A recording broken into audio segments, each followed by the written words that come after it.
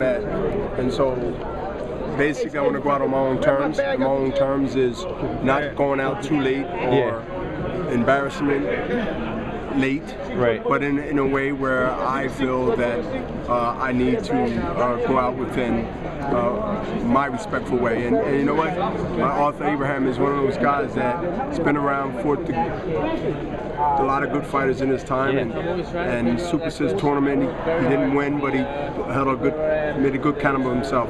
I want to see in the next month or two, I'm hoping it'll be announced in January of next year, where you will see the old vintage car start up again and go down the street real good. Yeah. So have you been in Johan's? Not me personally.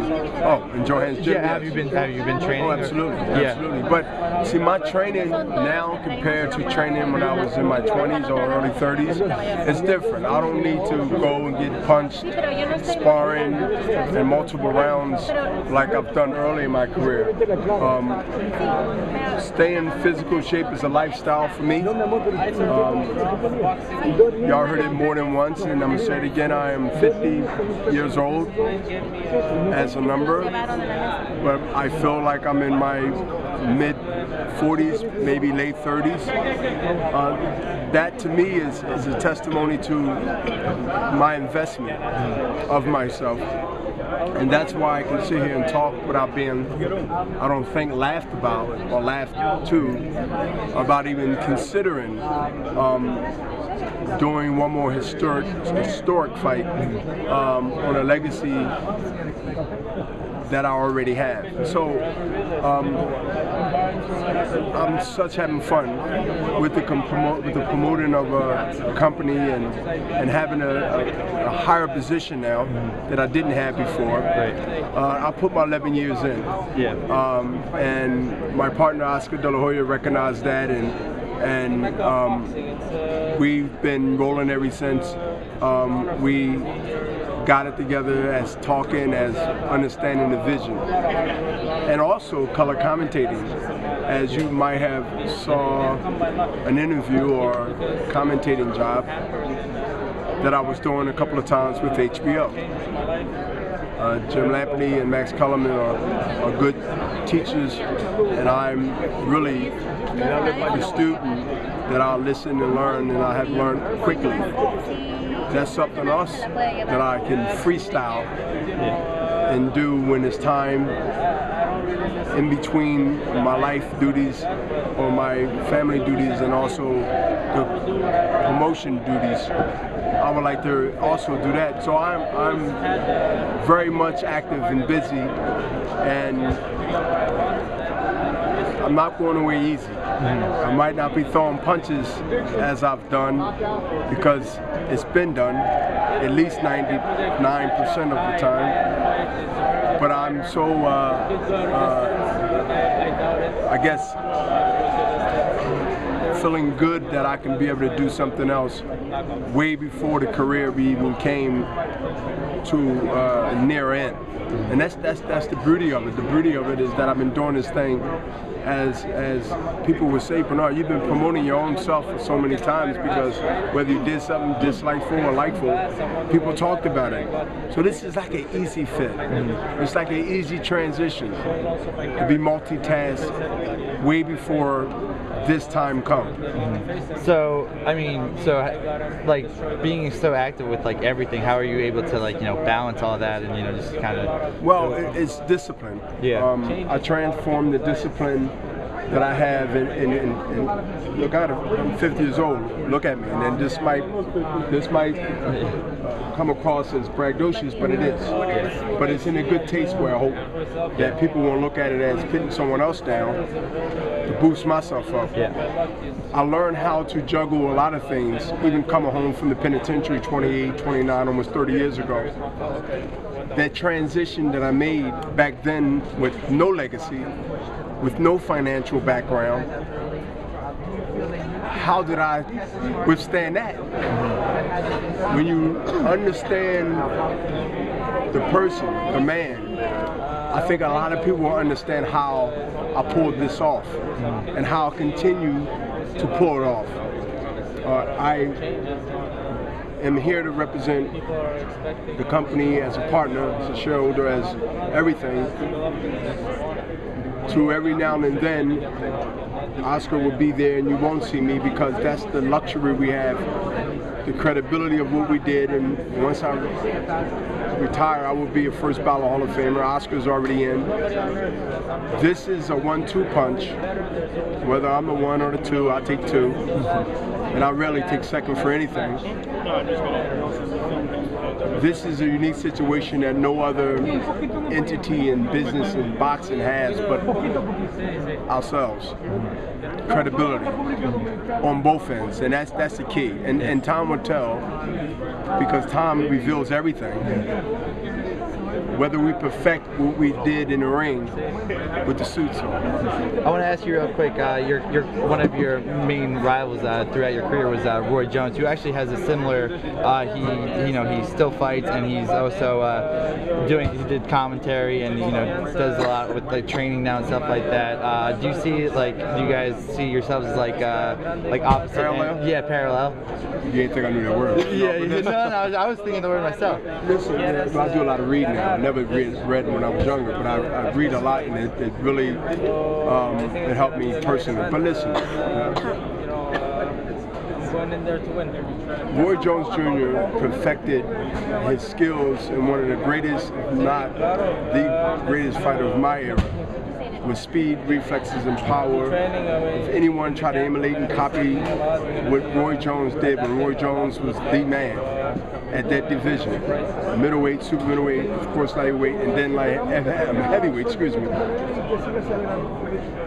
Yes, I took a lot of pages out of Roy's book, because the respect put the rival to the side, which is over right now and always will be. He inspired me to be able to say, if I like to have conversations and I like to talk, then put that in a way where you can be seen, be heard, and make some influence in somebody's life, whether it's boxing, whether it's motivational speaking, whether it's this or that, then channel it to an area where it could be beneficial in a lot of good ways. So yeah, he inspired me, and also one other person we haven't been on commentating TV site in a while, that was Antonio Tarver. Also has a personality, and also I see that was one of the fighters that handled that position very well. So I try to take a pattern after Jim Lampney and other people's vocabulary, because I believe even I still work with certain things that I have to still tighten up. Nothing's going to be perfect. People can understand genuine respect and honesty, and in a way it comes out the way it flows. Some people can respect that and understand that it comes off natural, not scripted, and not anything else staged. But I'm very conscious of the vocabulary. And as I tell my friend and teacher, Jim Lampney, many times, and I'm hoping he sees this and hear this, his vocabulary is off the chain. And to witness that, to understand and to recognize it, I'm just so glad I'm not ignorant anymore. Bernard, what does it, you spoke about deep, right? Bernard, you spoke about credibility earlier.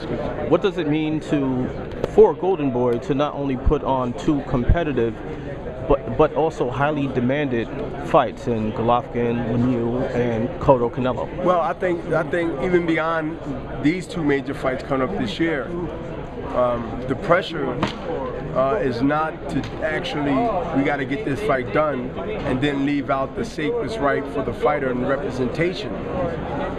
Everything must have a balance to be able to say what makes sense, and the key thing is, do the fighter wants to fight and risk his title against another well-known, possibly his victim in the ring? A lot of guys don't want to force that, and a lot of guys don't want to risk that.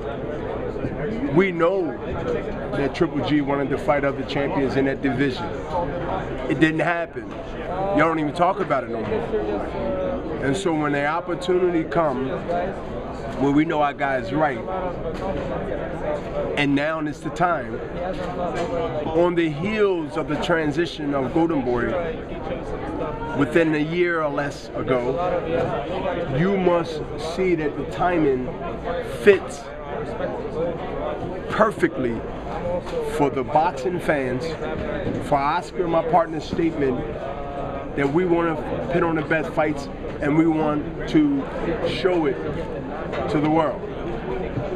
People heard that, and I'm repeating a little bit I said up there. Saying things in boxing especially, it's one thing, but actually doing it, it's a whole new different conversation. It was his fault, it was that fault, this is not right, this. When a fighter says to his handlers, make it happen, I don't care what it takes, you're going to have these fights, Pacquiao and Mayweather. I understand how you might feel, I don't know, but the outcome of it. But the bottom line is, too late, too early, it happened. Somebody made it happen and it happened. Maybe I'm giving Pacquiao too much credit. Maybe Aaron wanted to happen more than everybody. Maybe Floyd wanted to happen. Whatever happens, the fighter had to agree to fight. One thing about this fight and the fights with Golden Boy, we want to make a pattern out of this. And see, y'all don't know y'all going to be doing our work, not necessarily 30, but y'all going to be the instigators of who's doing the fights that you want to be at, or that you should expose, or that you should speak about. Can you understand how you can get sucked into something based on performance? Based on performance. Based on you happening to cover the Lemieux and Triple G fight, and then you've been sent out on an assignment by whoever you represent to go to a fight where there's legitimate champions fighting an unlegitimate challenger. See, that's when you get to write about it, okay? Unless you're on somebody's snack roll. As, you know, favorite payroll. You get in the press conference more. Yeah. Maybe we have a nice buffet for you. Maybe we have more than one credentials. Come on, I know how I go up in the game 30 years. Trust me. What I'm saying is, it's not worth it. What's not worth it? Your credibility as a reporter. You have a standard to uphold where people now know that you're credible when I read your column. When I do my interview as a fighter coming up, the ones that's coming up, they get to say, I can trust this guy, I can talk to this guy. He's not too much over the left and too little over the right. Have to be in between. It's even about me. You have to be right about your credibility of what you put out there. And so everybody is held accountable. For what? Held accountable on what they see, do, write, talk, fight. Fighters are held accountable. Everyone in boxing should be held accountable to make this sport that we cover. Whether you like it or not, unless you get another job, this is a sport that somehow you must feel some kind of way about it. Then, you know what? No little job, no big job, a job, period, brings that recipe together called success, which is normally the great dish you ever ate. No. I'm hungry. No, you say you're hungry. You're 50 years old. I will never see 40 again. You're 50. Roy Jones is 46. I was just at Foxwoods this past Sunday. He did good. You know, he did good. He landed. I called him Captain Hook. There you go, left hook, put Cunningham to sleep. At the end of the fight, I spoke to Roy Jones, and he said, I'm the baddest, oldest fighter in the game right now. I don't want to fight Roy with that hook. I'm not, now I know I sound like a hypocrite. I just said all this good stuff about fighters fighting each other. Y'all got to write about it. See, Roy Jones found that hook from somewhere now. You see that? You was there? Yeah, I was there ringside. Yo, that was a nice hook. Yeah, it was sneaky. Came out of nowhere. It was sneaky. He did one of his old moves. He came out and whop.